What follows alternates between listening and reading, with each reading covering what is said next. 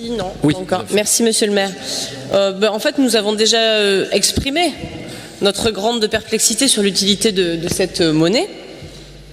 J'aimerais bien savoir comment vous comptez développer cette monnaie GEM dont la circulation a reculé de 20% en 2022, alors même que vous entendez la multiplier par 3 cette année.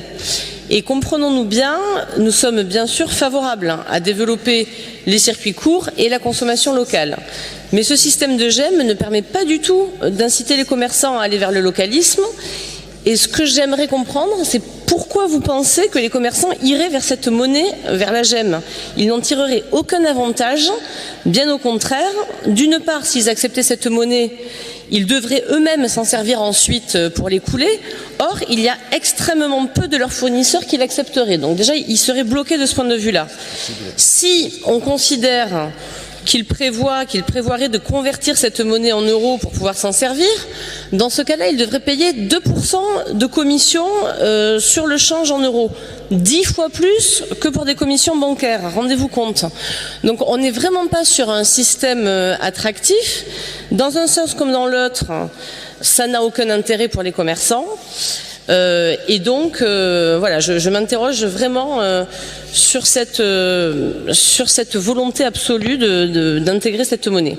Et puis franchement, 2% de commission qui viendraient peser sur les marges commerciales en ce moment, dans ce contexte, après le fait qu'avec la pandémie Covid, aujourd'hui, ils souffrent de l'inflation, ils souffrent de l'augmentation des coûts du foncier, de la concurrence des enseignes commerciales qui s'implantent en continu, et puis pour une partie d'entre eux, ils souffrent également des travaux qui sont liés à l'arrivée du bus express entre la gare Saint-Jean et Saint-Aubin-du-Médoc. Donc les commerçants aujourd'hui, il faut les soutenir, il faut les écouter, il faut les accompagner, plutôt que de leur compliquer la vie avec cette monnaie locale qui ne présente aucun avantage et qui s'avère contre-productive pour développer les circuits courts. D'ailleurs, je crois également que votre équipe s'était engagée à être payée en monnaie locale. Et du coup, j'aimerais bien savoir où on en est dans le passage de la parole aux actes.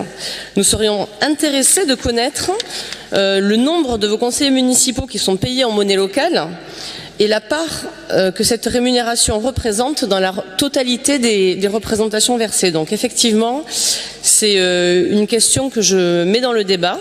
Et effectivement, nous souhaiterions en savoir un peu plus sur ce point-là.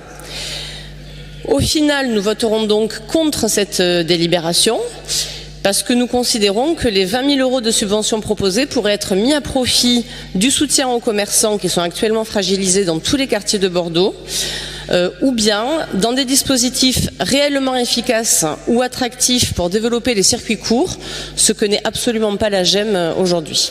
Merci.